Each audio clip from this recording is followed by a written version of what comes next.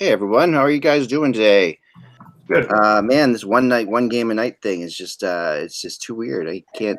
I missed the first round already. Like just Yeah, but it was 2 games a night, which was good. You'd have an I earlier know. game, but yesterday I don't know what the scheduling conflict is because the Islanders and Carolina had a Sunday afternoon game, and now they're off till Wednesday, so it had to be some sort of conflict at the PNC Arena. Maybe like Dirks Bentley is Islanders and Car- you You're know, good. Go ahead. Carry on. Dirks Bentley or whatever is playing at the PNC Arena. Probably Gordon Lightfoot. No, Yeah, no. Anyway, go ahead, Russ. yeah, I don't know. So after tooling around on the internet, I noticed, we do get these press releases from like NBC PR saying, hey, these games are up in ratings or whatever. But if you do sort of parse the language, you realize that they're up in those markets, and that's they're using very carefully worded tweets. And so I looked into it a little bit, and it looks like the NBA and NHL ratings are both down. The NBA's are down more, but I think they just have more to lose. I can't say one is more interesting than the other. Right. But the reason is, star-driven content. Like, think about it. Sidney Crosby's out. Alex Ovechkin's out. Yeah. Like, you start losing the bigger names in the sport, and it does affect ratings. LeBron James is out in the NBA. Like, these are big losses to TV revenue. Well, John Shannon said it on Sportsnet, and he used to work for the league, and he worked for Hockey Night in Canada back in the day, and was very cognizant of the fact that with a lot of the big names gone, a lot of the big markets gone, that the ratings would hurt. Now, Gary Bettman loves this because it's new blood in the Stanley Cup playoffs. And I'm not saying that they should slant things so you get New York, Philadelphia, Toronto, Chicago advancing in the playoffs, but it's cyclical. But it is a problem because there aren't many big stars in these playoffs. It's not, other than say Boston in the East. Yeah. And who is San Jose in the West? I mean, McKinnon's a big star. He's maybe the biggest star left. Yeah. But he's an under the radar star. You know what I'm saying? Yeah, but I mean, he has his fans though. Like he definitely. I mean, they're emerging. I think he's emerging into that big name. I think X right. I think he has his fans. But yeah, I mean, look, Artemi Panarin's a name, but I don't know if people tune in to see him. Yeah, and also, and Peter and I are very well aware of this. No Canadian teams making the second round. I mean, I'm assuming it's mixed in. The Hockey Night in Canada ratings, the Sportsnet ratings have to probably cratered because Calgary, Winnipeg, and Toronto all were out. Yeah.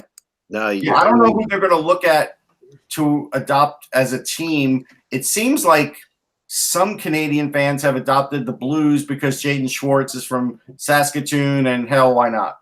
I would think that they would have adopted the Avalanche for McKinnon. That's what I would think. That generally is like, he's. I'm sorry. Only Peter would know this answer, though. Really. You know what? The whole thing with McKinnon is McKinnon's he's an East Coast guy, so I could understand the East Coast wanting that. But you got to remember, Saskatoon actually believed they were going to get the Blues in the 80s. Like there was a chance they're moving up. There's a strong connection, and I'll tell you one thing about these prairie towns. If they've got a player in the NHL, they're all in on that. Oh yeah. Like you notice that at least. Which is the greatest thing in the world. I love that part of Canada. You drive through the prairies, you'll see signs in front of these small, bug splat on the highway towns that say home to NHL player, blah, blah, blah. It's all in. Like there's still a massive sign in Carmen, Manitoba, which is about an hour away from Winnipeg, home to Eddie the Eagle Balfour. Yeah. And Kelvington, Saskatchewan, I'm sure on the sign there's a home of Wendell Clark. I would bet anything. Yeah. Yeah, no, they're all over the place. I mean, yeah. And that's the wonderful thing about, that's one of the coolest things about the sport that we have. Hell's Kitchen in New York doesn't have a sign up for the Mullins. It should. Now, they really should. It was funny. I was going through Hell's Kitchen the other day. Like I was up there for a business thing, and it's the greatest name for a neighborhood ever, right? We all have. I know, and I was saying, I saw this Hell's Kitchen Cleaners or whatever. It was, I'm like, oh, so this is it. This is Hell's Kitchen. I'm like, cool. It's like impossible to think that there was any way at all that hockey players could grow up there. I know. speaking of hell and something in New York, I have to touch on this because Russ referenced it on Twitter this morning. You know, and not growing up, but as somebody in his 20s and 30s and even into my 40s, WFAN was sort of the beacon of sports talk radio. You know, they had Mike and the Mad Dog, and they had a few other hosts that you could listen to them late at night, and you'd get sports talk. And it was, yeah, I mean, they got all the way down to South Jersey too. They were like all you could hear. Right, and I get them in Buffalo at night when the sun goes down. And now with online, you can listen to it on TuneIn or any other thing. Well, I have to say that there has never been a more precipitous decline and fall of a great station than what's going on right now. You have, you had a morning host that is a felon who's going to be put in jail. You've got a former NFL quarterback who's a complete and utter joke as a morning host. You have a midday host who is being investigated for trying to get into threesomes with employees there, and you have a once great host who retired and decided that his ego was not being stroked enough, so he had to come back, steal other people's jobs, and then this morning he's browbeating the morning show because they're misinterpreting what he says. It's a clown car. It really is. I was embarrassed for the morning show having to endure that, and I think they did their best. I was embarrassed for Francesa for just acting like a raving lunatic old man screaming at the top of his lungs. Nothing gets me to turn something off quicker than that. I don't want to hear that on the radio. I don't know why that's good. I don't know why they thought it was a good idea to let Mike's call go through, regardless of his standing at the station. All that should have been hashed out in the hallways in private, and then if someone leaks it to, Phil Mushnick, so be it. But end of the day, I don't know who really wanted to hear that on the radio. People post memes of it and they put up the video, right? Or we wouldn't know about it. But the idea is, in the end, it's bad for the station. Yeah, and just in general with sports talk, because we're all involved in sports, and we all want to hear if we're not picking up information that we hear from sources, we pick it up from the radio or from social media, and then we comment or write about it. So I have to be attuned to what's going on, and the world of sports talk radio, with few exceptions, has gotten to be this over the top, antagonistic. We know better than the fans, so we'll make fun of the fans when they call up. It's insulting. It's putrid. It's just absolutely stupid. I can't imagine. I personally can't imagine why anybody would want to sit and watch four guys talk about a sport for a while. Hello, Hockey World. It is Tuesday, April 30th, 2019. I'm Michael Agello. I'm Peter Tessie in Balmy, Winnipeg today. I'm Russ Cohen from Sportsology. And I am Eklund, and you're watching the HockeyBuzzcast on HockeyBuzz.com. At least we hope you are. Remember, this is the podcast that comes every Monday through Friday at this time to fill you in the comings and goings in the hockey world. And we are going to talk about the game last night first, and then we're going to get into what I'm doing this week on HockeyBuzz, which is I'm doing my summer rumor preview week. So yesterday I did a bunch of UFA stuff. Today I did a bunch of RFA stuff. Mm-hmm. We'll get into that too tomorrow. I'm going to be talking about trades possibly at the draft. So we're going to be going through this all week and having some fun with it. And here we go. Let's get into last night's game, which was really not very exciting until like the last 15 minutes, where it really felt like third period went crazy. Third period, but it was weird because it sort of departed from the narrative of the series, that third period, because these are two, I think, fairly responsible defensive teams. Yeah. And it was, that third period was just, punch, counter punch, goal, and then right after another goal. The momentum swings in that game were in that third period were you're suffering whiplash when you're watching it. And I have to say that I think Dallas blew a pretty big opportunity, because they had chances to take that game, and now St. Louis, with a very good effort on the road, steals back home ice advantage. But Russ, I said it to you in our little text chat room that St. Louis responded, bounced back with everything that after Dallas punched them, they responded right back, and they're earning my respect with what they're doing so far. Yeah, no question. I mean, they really are on a mission. I thought Jordan Binnington made some great average saves, the ones you have to make. Kidding. I do great average things all the time. Yep. Here's the other part of this, though, and this is where Jim Montgomery's going to have to watch it. I didn't even realize until they said it on the broadcast, and I went and looked, that Esa Lindell played 30 minutes the game before last because of all this time on a penalty kill. It's like, you can't play a guy 30 minutes. I know. A defenseman, you just can't. And to be honest, Dallas's defense is still not at the level that the Blues are. Their team defense is good, and I think that's what gave in at the end, because that move by Maroon, everybody was just fatigued. They really looked tired, and I agree completely. And also, Bishop looked tired. He did, which and he's looked invincible at times. Like when he's on his game with his size and his quickness, he is really tough to beat. And then the way St. Louis, it was such a demoralizing victory. The way St. Louis did it, because I mean, you're in Dallas, the Stars keep fighting back, and every time they get a goal, St. Louis scores immediately back. It's just one of these. It was one of those. That was the kind of game that will turn a series. That is the kind of game that just totally makes one team believe in themselves and one team not. Well, Peter, the Blues did to the Stars yesterday what they did to the Jets on a couple instances where they scored a goal really early and just took the crowd out. And it took Dallas a long time to bounce back. You know who the Blues are reminding me a lot of is the 2012 LA Kings. Mm-hmm.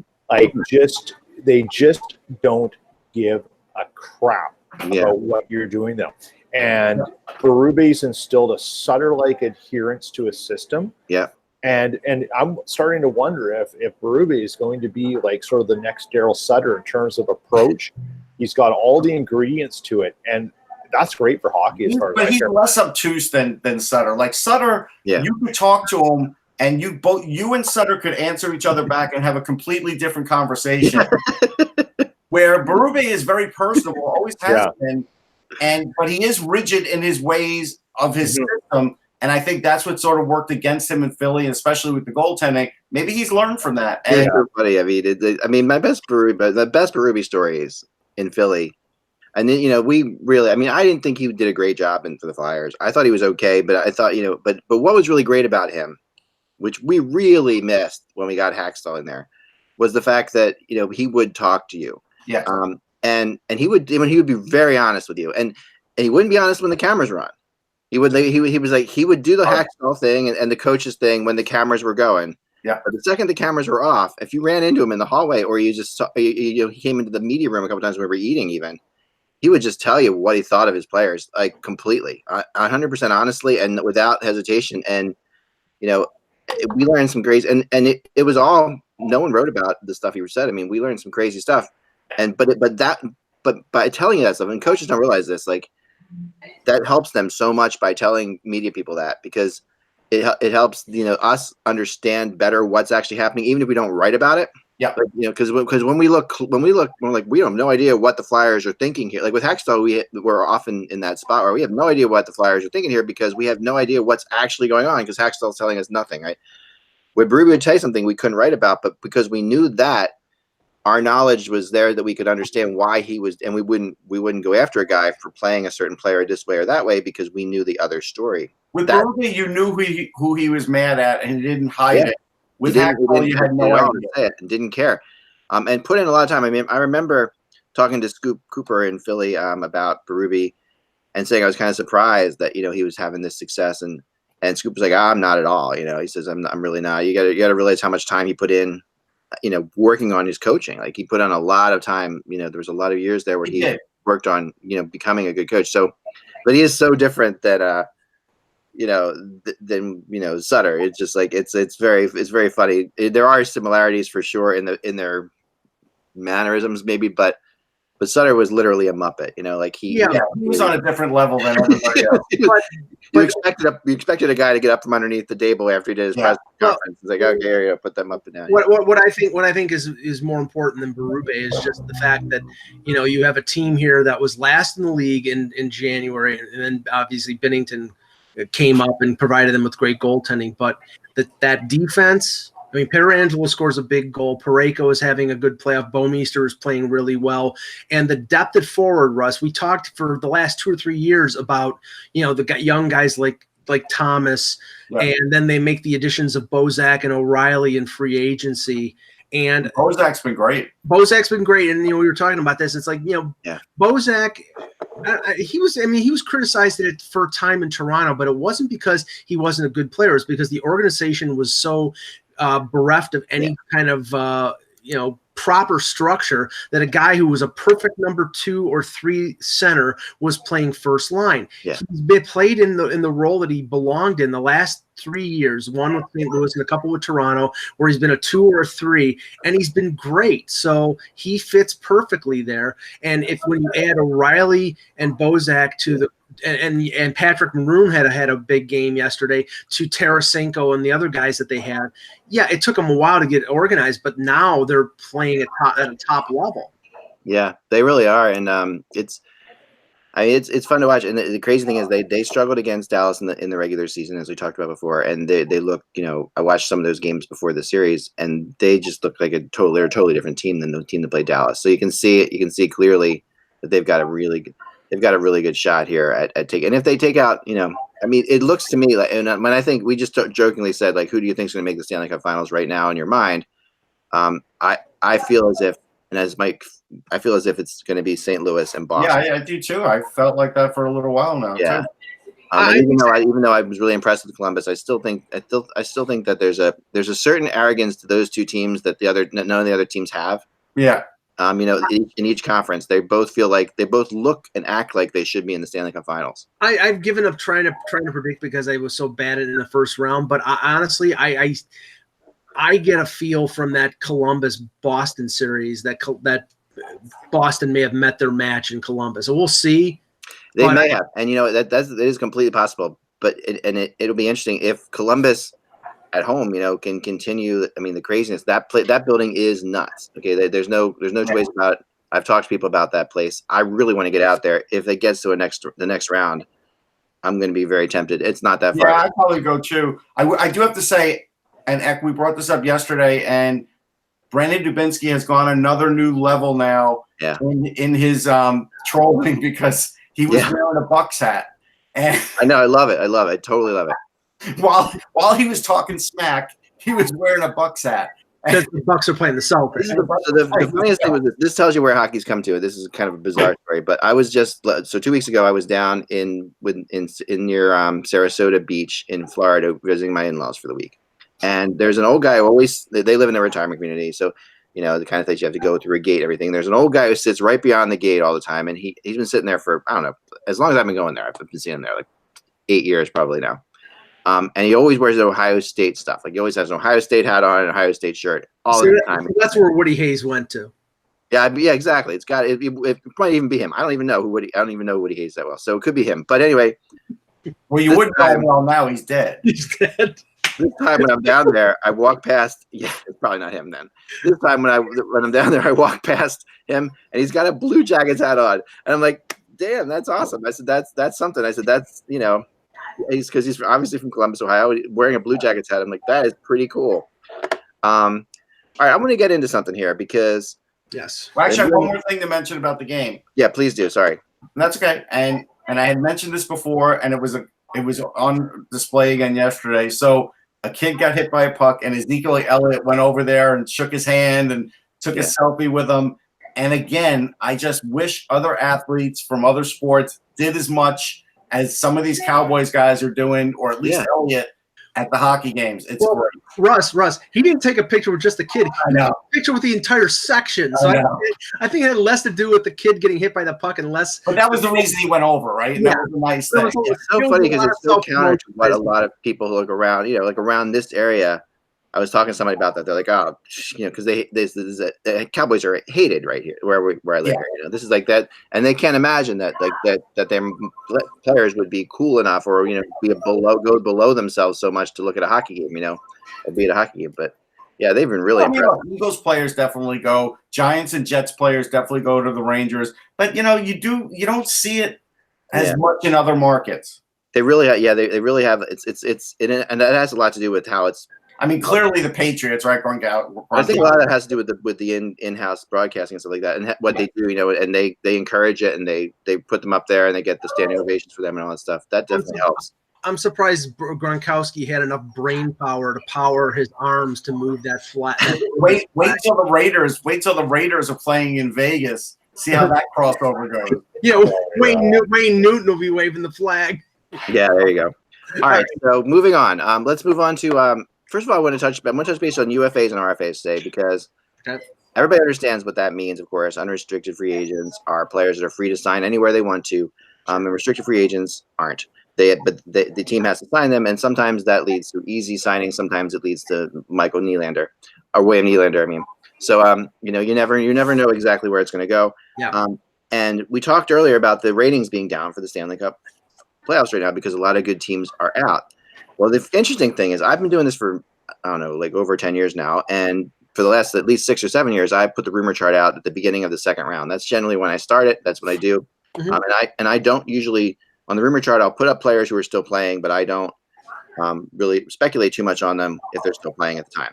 So this year was the crazy thing about this year is the top 7 players that are UFAs are all playing right now, which is kind of nuts. I mean, if you were at least in terms, and 8 of the top 10 are playing. So at least in terms of the players who made the most money, are making the most money currently. Like Jason Spetz is in this group. You wouldn't call him the top 7 UFA, but the other 6 are interesting. So you have like number 1 and Erik Karlsson, obviously, right? Right. Number 2 is Spezza, but let's again put that aside.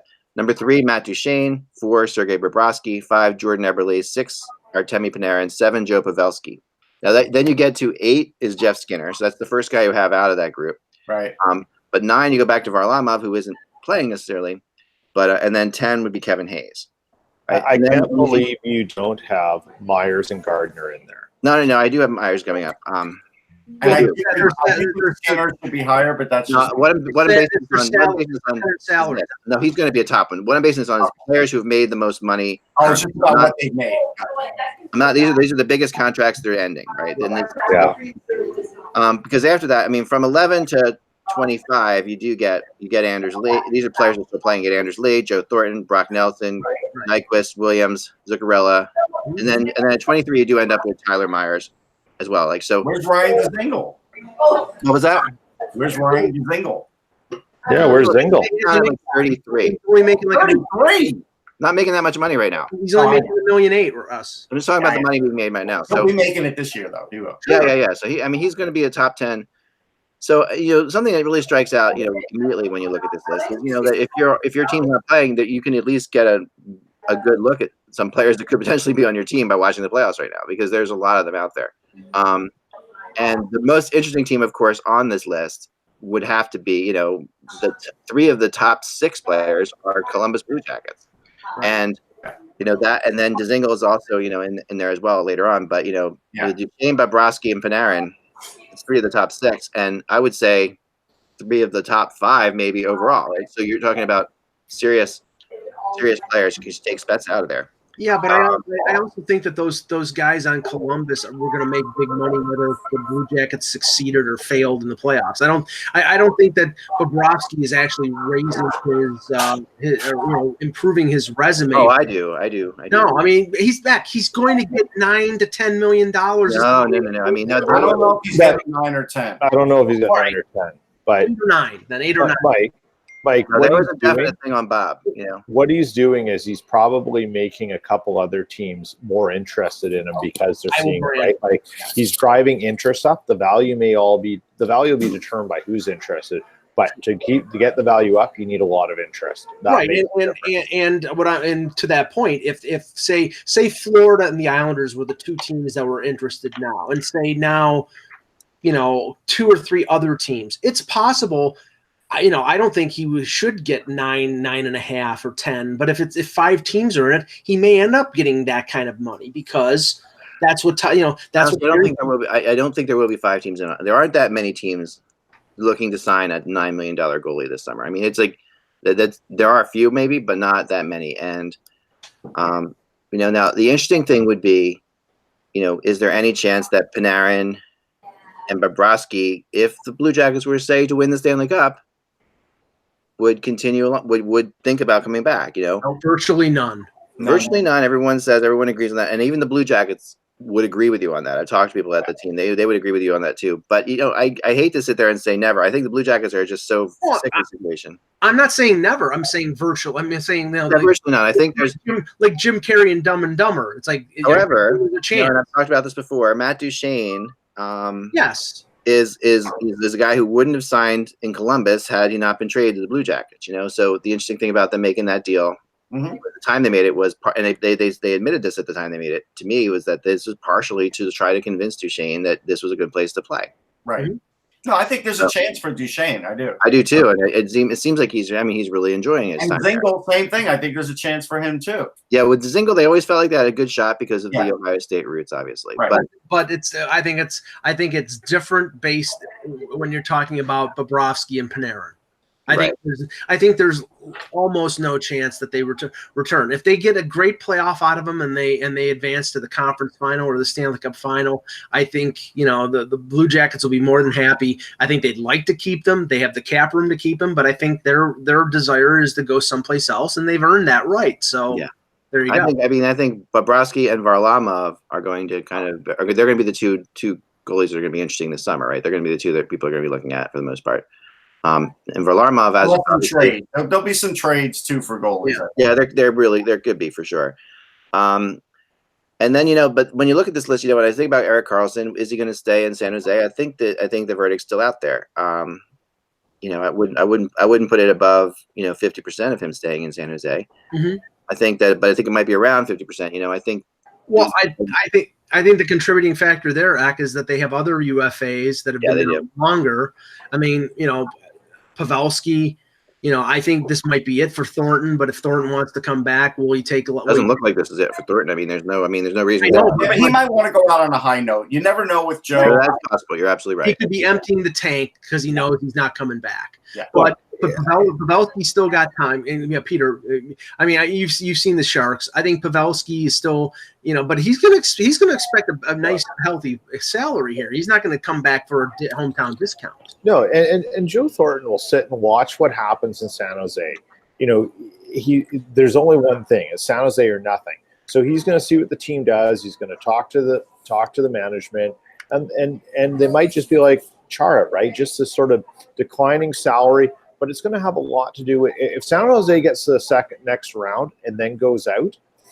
I think Joe will sit there, look at some of the moves, see what happens in the offseason, and then decide, do I want to do this? Do I believe in what's going on? Is it worth the grind for this?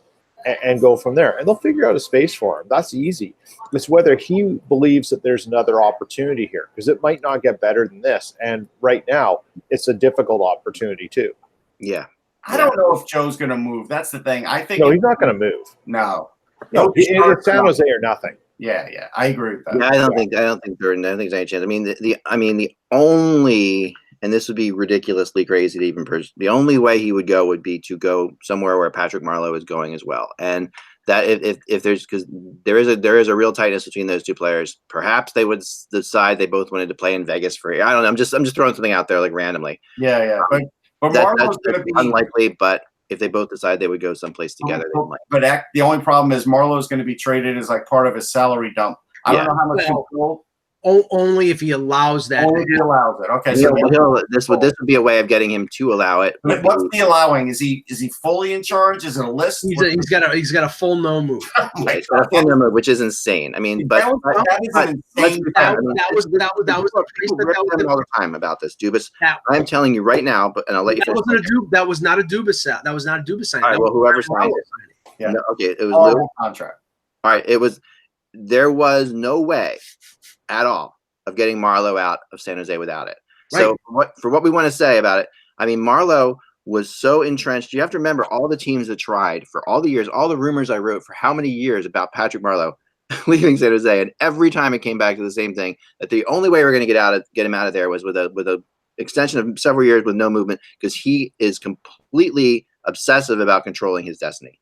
He's beyond other players in the league. That, and he's got four young sons. all I think a few of them are playing hockey in the Toronto area. Yeah, they're good players. And the funny thing about that is, okay, my wife's best friend still lives in the Sunnyvale area out by San Jose, and her son plays on the team that's out there that is being coached by Nabokov and Owen Nolan, and it's this great like youth hockey team in the San Jose area, Sure. which Marlowe's kids were on.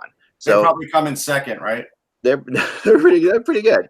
So, I mean, they were all over North America playing. I've seen her more because of her kids than we ever saw her because of anything else, right? So they're all over North America. So the interesting thing about that is that she, of course, became friendly with Marlowe's wife a lot because they were mothers on the same team, and she was shocked because the wife always said to her, we're not leaving here. We're not leaving here for anything. We're not leaving here for anything. And when that trade happened, or when that signing happened, she was I texted her that he just got signed by Toronto, and she was blown away that happened. So that tells you how much this always plays into. Marlowe there's no way. Yeah. All right, moving on. So the one, I mean, the interesting name on here, probably the first that you would say is definitely moving beyond Bobrovsky and Panarin, is Jeff Skinner, maybe.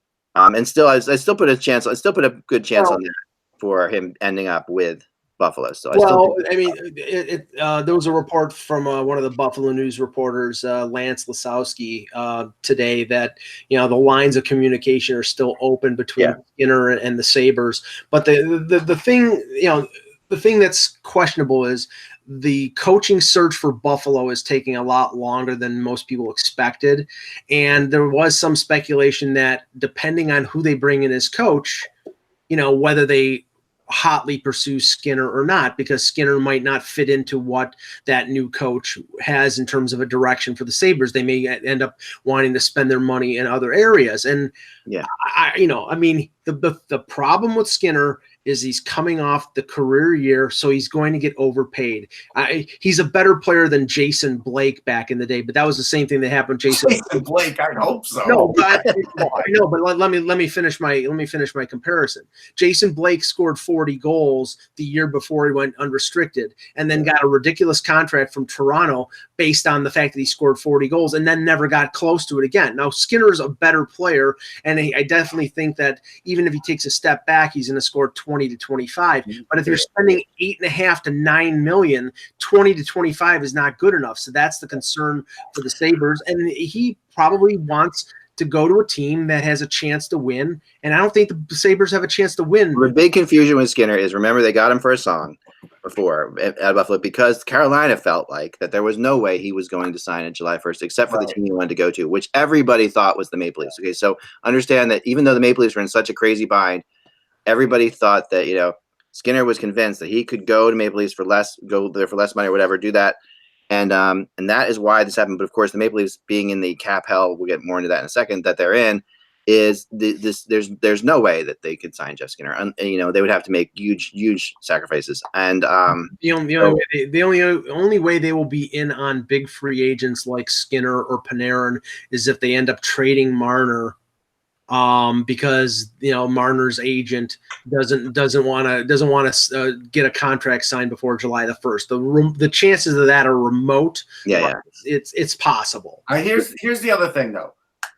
I don't discount what's been written in Buffalo. I can't believe there's a coach on earth that would say Jeff Skinner can't fit my system because he has speed and he's a goal scorer. So I don't believe that that's the issue. I think Jeff Skinner holds all the cards here, and I believe he is waiting to see who the coach is. I do think that's true. But I don't think it's the other way. I don't think there's a coach on earth that would reject him. And right now that list is at least 5 and growing.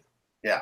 Yeah, I mean, I think Skinner has been through some things, and I think that he's going to get paid here. Like he knows that he's at the point where Carolina was a frustrating situation for him a lot of times, and I think he wants to be paid and wants to have control over where he's going. He wants a lot of things in this contract. So and Buffalo's he knows he has Buffalo over a barrel because you've got because Buffalo has no scoring and Eichel loves Skinner. So it's like you're in a spot where you really have a real leverage. Yeah. I do think in the future, if we're going to talk about bad contracts, we should just omit the Leafs, Flyers, and Rangers because they're on their own island with bad contracts.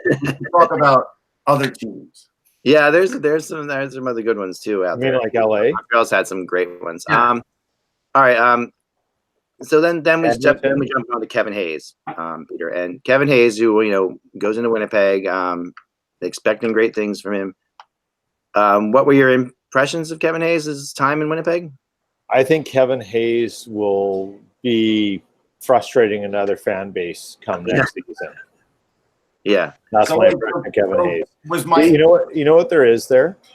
There is a guy with a ton of skill, but has not figured out how to put it all together in the course of gameplay.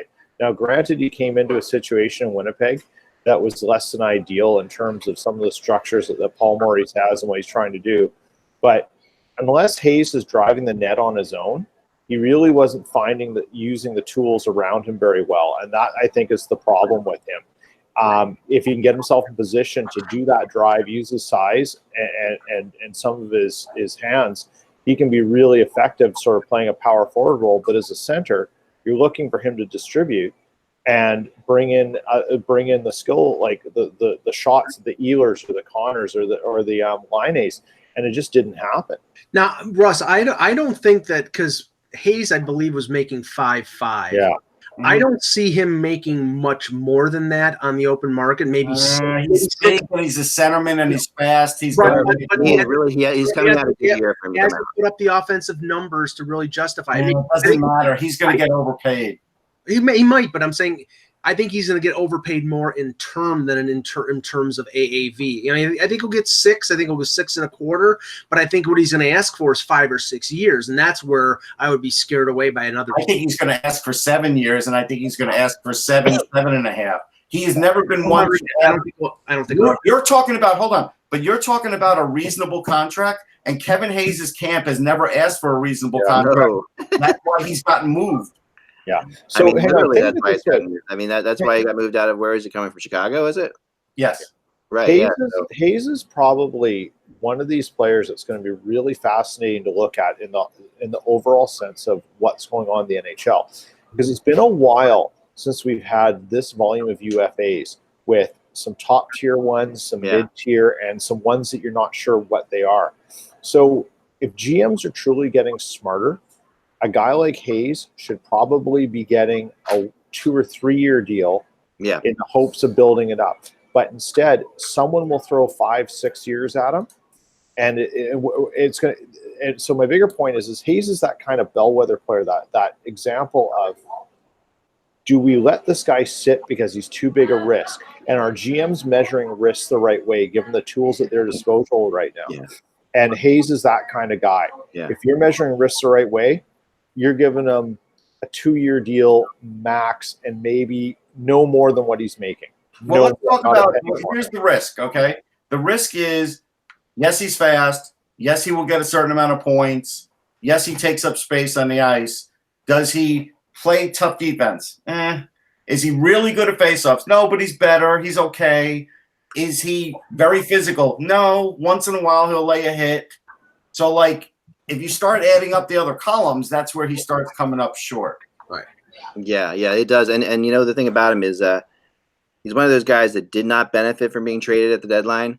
Right. We've seen that before. Like, that's one of those things where if he doesn't get traded for some reason and he stays in New York, he probably ends up getting a lot more on the open market. But because he gets traded to Winnipeg and fails, or considered a failure, and maybe not all his fault, but whatever, Winnipeg in general probably would have gotten a lot more from the Rangers had he stayed. Right. Yeah. He would have. The one thing in general that I see from this UFA class is that I don't think that there would be many of them that will drop off before July 1st. I get the feeling, yes, I agree. Duchesne's a possibility, as we said before. Maybe Dzingel's a possibility. Maybe Carlson in San Jose. But the rest of them, including the defensemen, I don't think Myers in Winnipeg there's going to be a deal. Brian Burke said last week that even though the Leafs made a lot of happy and appreciative talk about Jake Gardiner at Locker Cleanout, that they haven't talked to Gardner's agent in a while. So they don't have the money to talk. They don't have the money. They don't even know where they'll be at. The interesting thing is I don't think Carlson will be a UFA. I think someone will trade for his rights, somebody where Erik Karlsson wants to go, and he will sign a deal there. I do believe that's what's going to happen. All right, let me move on then from here for a second to get to the RFAs, because Okay. That also plays into what you're saying there, and the RFAs tend to be the bellwether for trades. Like in my years of doing this, the RFAs are the place you have to look to see where the trades are going to come from, because it's not always the RFAs themselves. It's what the RFAs have to sign for that turns into the trades, because UFAs teams sort of plan for and they're kind of obvious. RFAs are tricky because they can be all over the map, and they can be a short contract, they can be a long contract. UFA, you're never going to give the guy a top UFA, you're going to give 7 or 8 years. It's just how it's going to go, right? So, I'm looking into a rumor that I just got text that Lou Lamoriello and Barry Trotz are on the ice for the Islanders practice. How about? I don't know. I'm trying. If Lou's on the ice, that's something. Anyway, I'll come back to that. I'll tell you what. All right. Yeah. One quick side note. I still saw an article in the New York Post that said that the Barclays Center is not the reason the Islanders have lost. I've never seen a campaign from like a whole city trying to prove what everybody else knows to be true. It's just, and I think maybe that's why Lou and Trotz are on the ice, to try and get them out of that funk that they clearly were in at their own home arena. Okay, so even if it's not the Barclays Center, okay? Yeah. My wife and I, like I said, we came back from a crazy trip, so we were exhausted. Like you're exhausted visiting. We came back. We needed a vacation in the worst possible way, right? So we were tired. So last weekend we spent much of it sleeping, watching documentaries, as we were prone to do. And so I said, let's watch the Ken Burns baseball documentary, which is something like neither of us. My wife hates baseball more than I do. I mean, I grew up liking baseball. I don't really like it much anymore. Or put you to sleep is what you're saying. But oh my gosh. There is nothing better for a good long rest than the Ken Burns baseball documentary. It's amazing. It's fascinating. When you do tune in, you're like, that's a great story. When you don't tune in, you're sleeping like soundly as could be. Yeah. It's good up until the 60s. When you have lived long enough that you know what the real story is on some of these players, that's where it gets a little goes off. Watching it, I'm learning the story that I never knew about the Brooklyn Dodgers and the concept of I never knew where the term Dodger came from. You guys probably did, but I never knew there was a Brooklyn trolley Dodgers. These are people running up and down the streets dodging the trolleys, right? Yeah. That's where the term Dodger comes from. Well, I mean, just not to deviate too much, but the reason that the Brooklyn Dodgers ended up moving to Los Angeles was all the fault of Robert Moses, who decided he wanted them to move to Queens to play what ended up being Shea Stadium. They wanted to stay in Brooklyn. There was a battle between the O'Malleys and Robert Moses, and it ended up they went to greener pastures in California. Right. While they were in Brooklyn. The whole thing with Robert Moses. I read a whole book on him. While they were in Brooklyn, apparently they had some notoriously horrible times, right? Like where they lost games in awful ways. They figured out everything. Oh, yeah. So they won one World Series. They probably should have won 3. Yeah. I know. So I'm watching this with my wife, and my wife's like, well, maybe that's about, that's why the Islanders shouldn't be playing in Brooklyn either. I'm like, all right, there you go. Well, just going back to the RFA scenario, we're going into that now. I heard something interesting, and I think it was Drager or Bob McKenzie that had mentioned, a lot of the RFAs, and we're not just talking Marner, we're talking Rantanen, we're talking Aho, we're talking Braden Point, that a lot of them may be waiting for Marner to set the market, because then if Marner is true, but also equally crazy.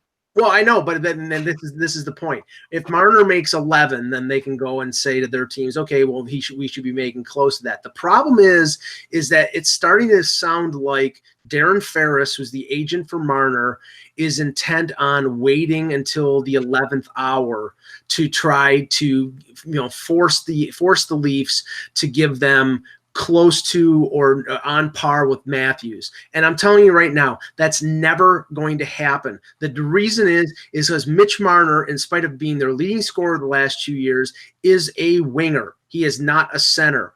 And I think the Leafs will make him the highest paid winger in the NHL. The highest paid is Patrick Kane at $10.5 million. I think they would pay him 10.5.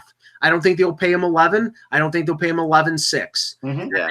And that difference, if you're talking 11.6 to 10.5, that's $1 million. That's $1.1 million. That's a player. That's one player, and they need all the space that they can get. So if there's going to be war over $1.1 million, and then Marner gets an offer sheet, it's very possible if it's a team like Detroit or a team like Ottawa or where you could get lottery picks, they might not match Marner. So because he clearly wants to stay in Toronto. He's got a lot of advertising dollars here. I think all this is a facade to try to get as much money out of Toronto as possible, and I don't blame him for that. This is right, and he should be doing. I mean, he's right.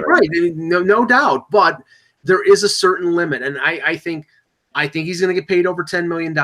I still think that the reaction that the Leafs will have to signing Marner is eventually trading Nylander, because you have three $10+ million guys. You can't have a $7 million guy, especially when he didn't perform last year. So before, I don't want to talk too much about him because we got so many other players to get to. No, but Eck, I do want to bring up one thing that will affect them all.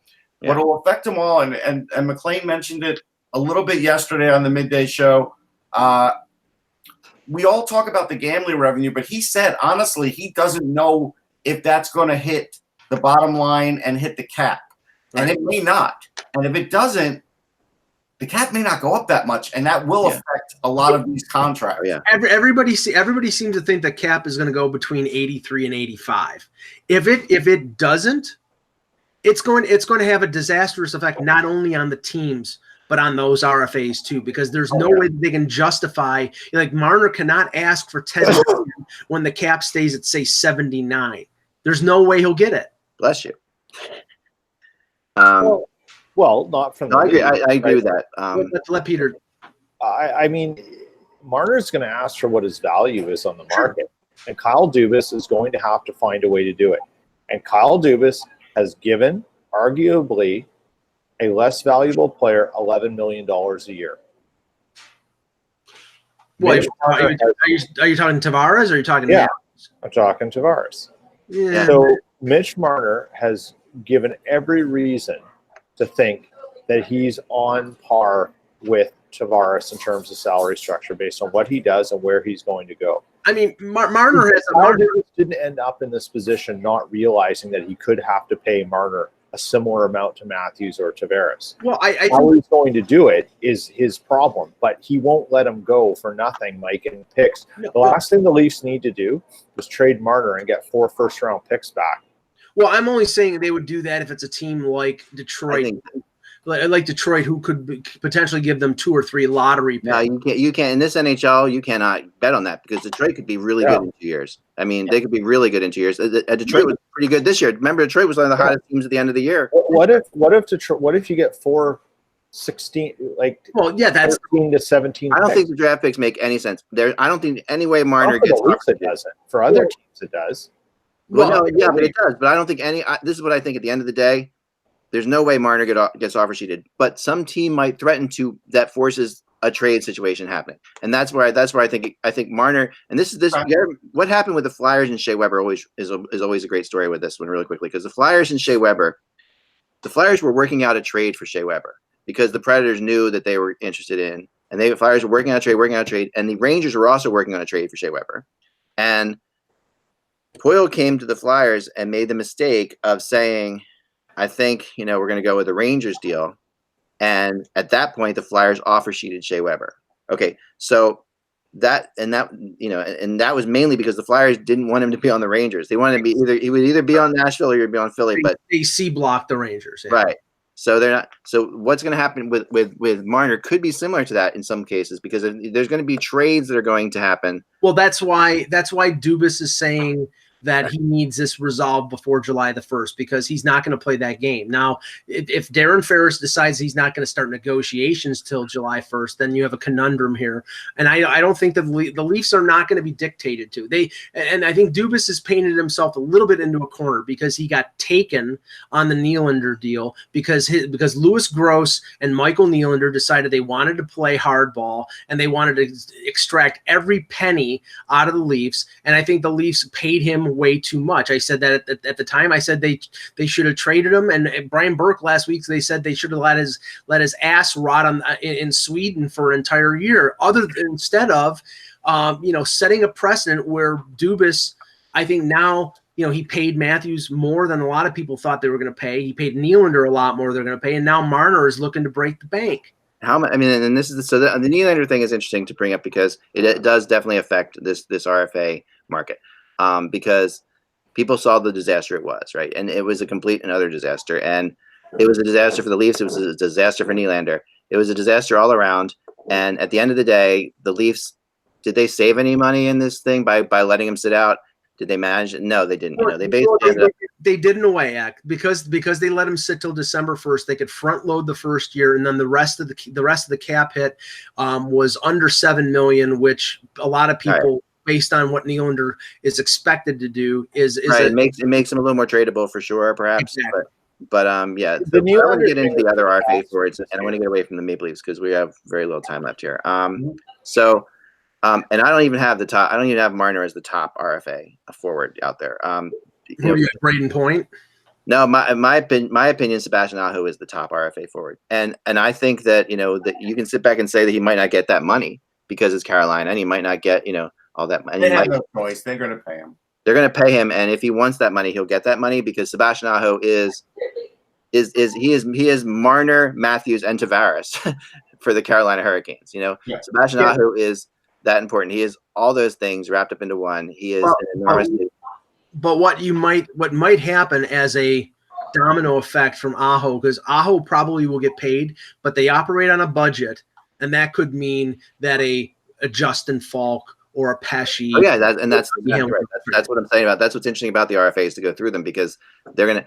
But I have at 1A, I have a 1 and a 1A. At 1A, I have Mikko Rantanen because to me he is also up there, and he's an interesting situation because he's at times was the top scorer in the NHL this year. He's also at times shown his ability to be very streaky, which fits in perfectly with his team because his team is streaky. As is McKinnon, but they need but at the end of the day, Rantanen, and think about Aho, Rantanen, Line A, the Finnish people, the Finnish team, the Finnish future is pretty bright there and forward. So I'll say Aho and Rantanen at number 1 and 1A, and then at number 2 I have Braden Point, who I think is maybe I think at Braden Point might be one of the best all around players in the NHL right now. And he's definitely the best all-around player on the best team in the NHL right now. Yeah. And a lot of people are comparing him to Patrice Bergeron. He is so important to that team. He is more important than Stamkos was when they signed Stamkos. He is. Oh, I don't agree with that. No, well, sorry. As far as their success on the ice, maybe not in the technical, publicity and all that stuff, but success on the ice, I think he is. I mean, look at success on the ice. He's not better than Steve Stamkos was at that age. He's younger, yeah. Well, no, he's better all around than Stamkos was at that age. No, I don't think he's a better hockey player. He might be better Stamkos to Patrice Bergeron. It's to me that's you're talking about two. He is Patrice Bergeron, not he's not to be comparing Stamkos to Bergeron is. Well, Stamkos is a goal scoring center, and Point is more of an all around guy. But the one thing is that all the three names that you mentioned. Yeah. First of all, the first two, Aho and Rantanen, Colorado and Carolina are not in cap problems. So if it's budgetary constraints, they're going to have to move other players out to fit into their budget. But they're not going to have a problem signing these guys because they have the flexibility to do so. Tampa Bay, as we've talked about for months, they're in trouble. They're in trouble, but they have the means to work their way out of it. First of all, I think Point's going to sign there for less than where he would sign other places because of the Florida state tax and because everybody else is taking less there. Yeah. But they're going to have to probably trade Tyler Johnson or a Palat or a Killorn. Apparently, hey Russ, Tyler Johnson's got a no move clause. Oh my God! So yeah, no, I knew that because he's come up many times, and I've always had to deal with that no move clause. Yep. Now, if I had a list, I'll tell you one that doesn't deserve the respect of Braden Point or anything like that, but one that everybody will call on is Cody Ceci. Yes, and he is my number 2 defenseman available. Yeah, I completely. Because this is one where Ottawa just can't afford to pay him probably what a 25-year-old puck-moving defenseman's worth, and most people would probably think out of Ottawa he'll do better too. Well, they can afford to pay him; they just don't want to pay him. Well, yeah, either way, however you want to term. Yeah. Actually, I don't have a number 2. I have a number 4, but we'll get to that in a second. So my number 3 is Mitch Marner. Okay, so that's where I put Mitch Marner, and my number 4 is Patrick Laine, and this is a tough one because. Put Patrick Laine as an RFA at number 4 is really tricky. I mean, obviously, Peter better than anything else. It's he's still at number 4 because of even though the terrible year. But it would be pretty, and trading him would be pretty damn bold of them. Yeah. To do. So I just put up a blog this morning on the RFA situation in Winnipeg with the two forwards that are going to cost the Jets a bundle, Laine and Connor. And I was in a discussion, a brief discussion last night with two guys on Twitter, and I had been pondering that Laine is the better RFA bridge because you're not sure what he is yet. Yeah. And that Kyle Connor is closer to what he will be for the duration of his career. He exhibits more traits like that. Then I started thinking, what do you save if you bridge Laine for 2 years and then go forward? So say you bridge Laine at 2 years at $4.5 million. I'm just using random numbers, okay? Mm-hmm. Yet to sign him long term would be $8 by $9 million. But then in 2 years, Laine goes back to 40 goal pace. He works on his game. So you've saved $9 million to spend an extra potentially $16 million later. Right. Yeah. But you're also 2 years closer to unrestricted free agency if you go with the 2-year bridge. Yeah. He has arbitration rights. Yeah. So it could be a Trouba all over again in the sense Exactly. that you walk 1 year closer to UFA, and then at that point he's not going to sign. Yeah, like you sit down and that's just the number side of things. Then there's the reality of how do you feel about the organization? Do you want to be here long term? Yeah. What are my opportunities? Blah blah blah blah blah. And you give a player more time to think about those variables, and so Laine is going to be really difficult to deal with. The problem is, do you recognize that do you accept that he is a generational shooting talent? And where does he lie in history? Well, you go look up the number of players in the NHL history who have scored 110 goals by age 22.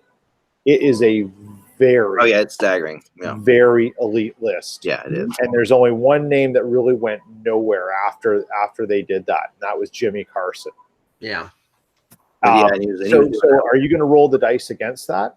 No, and I think I agree, and that's why I think that I think a short-term deal with Patrick Laine is going to be more like in the $6 to $7 million range. Yeah, well, not a 2-year bridge. I mean, the highest bridge contract. You can't consider a 5-year contract a bridge contract. A 3-year bridge for Kucherov was 4.7 or 4.8 million, something like that. Yeah, but that was a little bit ago. And it was a little bit ago, but you're not. Patrick Laine has not saying he's got maybe more. I don't know. He's also in Winnipeg. He's not in Florida. He's not in Tampa, Florida. I mean, there's certain things I think Laine is at least $6 million on a bridge per year. I think at least.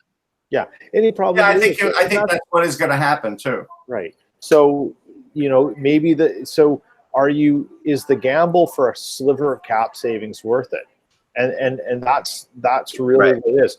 I think, and one of the things I used in the blog about Laine is if you go back and you look at the first years of the Sedins, and look, they're different players, but they both skate like a bag of hammers. Like Henrik and Daniel were terrible skaters when they came into the league. They weren't fast at all, and it took them a long time to become what they were, but they did.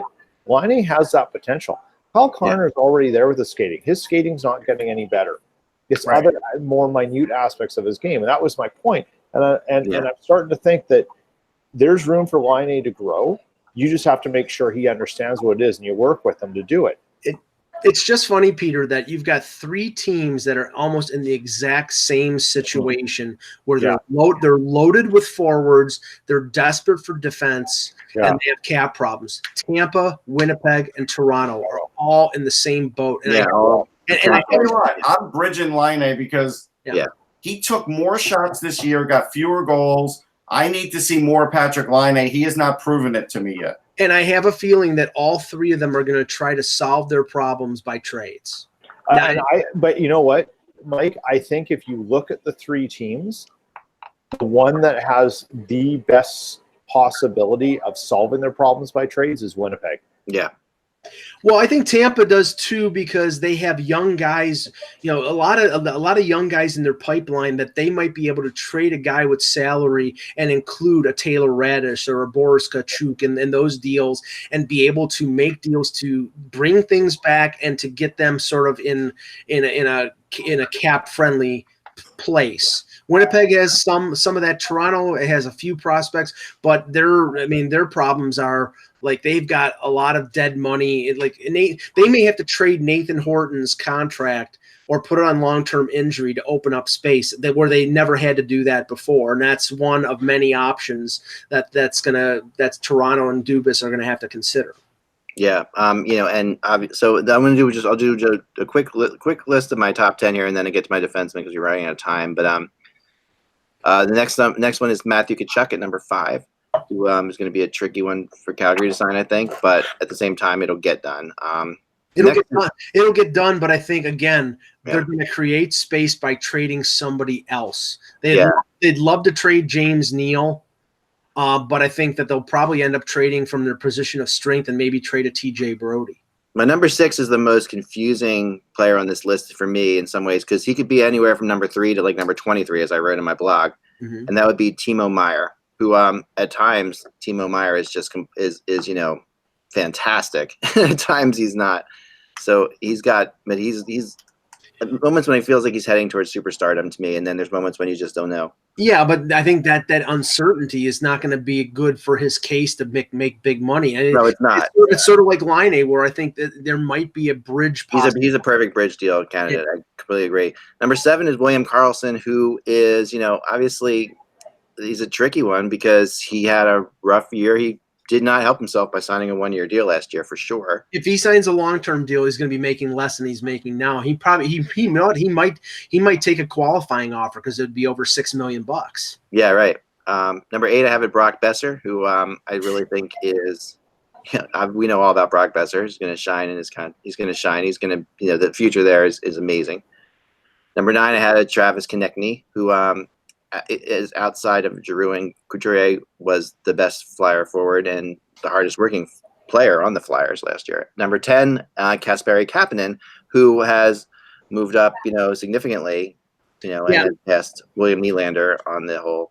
Well, he has moved up, but and I know that everybody in Toronto is speculating there's more of a chance of an offer sheet of a mid-level guy like Kapanen than there is Marner, but he scored 1 goal in the last 20 games and then 1 goal in the playoffs. So he dropped significantly after, Nylander came back and he was playing more of a third line role. So I think, and there's been talk that the Leafs and him and his agents are talking about a bridge deal. So I'm not really concerned about it. One guy that's not on your list that I think he's going to make big money and I don't think he's going to go anyplace else, but Charlie McAvoy is an RFA. No, he's on my list. He's coming up. I'm getting to my defense here. So okay, sorry about that. No, that's okay. So, and the other notables on forward, Kyle Connor, like you said, is probably right there in the top 10 easily. Donato, Schmaltz, Kerfoot, Bushnevich. There's some seriously other good RFAs out there. But then the defensemen, there's 4 defensemen that will drive everything, and this is what I've been told. Werenski, Provorov, McAvoy, and Will Butcher are the 4 defensemen that will drive the RFA market, and they seem to have. I'm not saying they've colluded, but they seem to have worked it out where the agents are basically waiting for one of them to sign. Well, you mean not Trouba? Yeah. What'd you say? Not Trouba. You don't have Trouba in there. I don't have Trouba in there, and there's a reason for that. I mean, Trouba's older. Okay, first off. Okay. But and these guys are and I have him in my next. He's my very next player. But I think these 4 younger guys.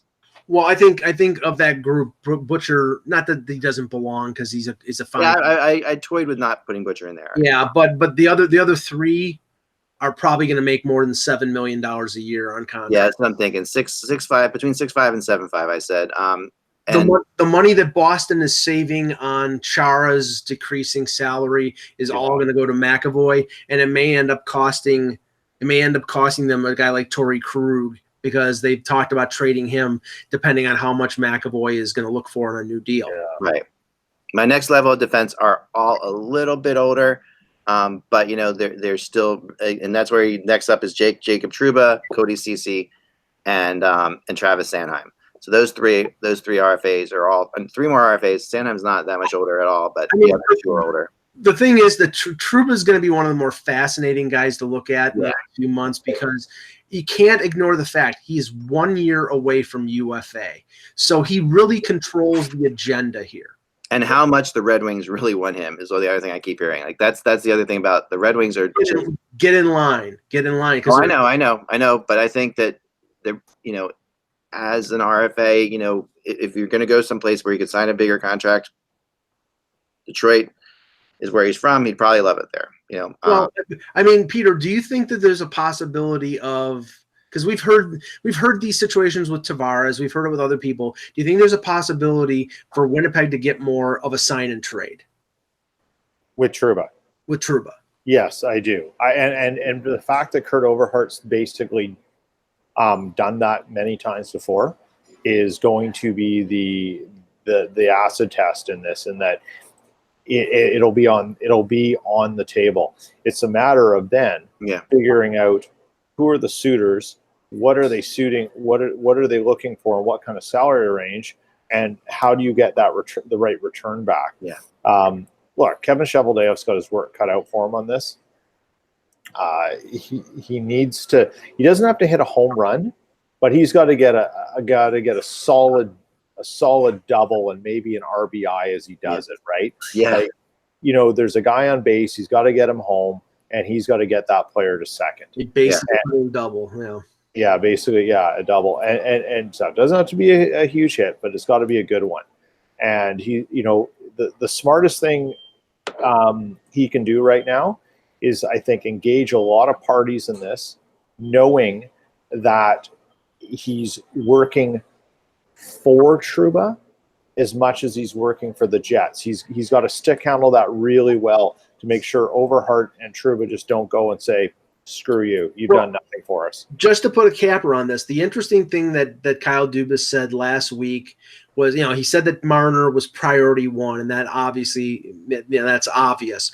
But he also said that he was not going, that had to be first on his agenda, because he wasn't going to go out and spend cap money and on other things when he may need it for Marner. So basically what he's saying is, I need to get Marner done so I know where what the landscape is for the rest of the summer for what I can do in other areas. And that might be risky, and that's basically putting Darren Ferris in control of the agenda for the Leafs. But I think that's right, because if you get him signed for $10 million, then you're going to have to move out significant salary one way or the other. For sure. Yeah. All right. And I'm sorry, I got a text there. Finally, the one thing I'll say is we got to get going. Watch all Brett Kulak in Montreal is another name that a lot of people like. If you're talking about a weird possible, offer sheet character, his stock is rising a lot.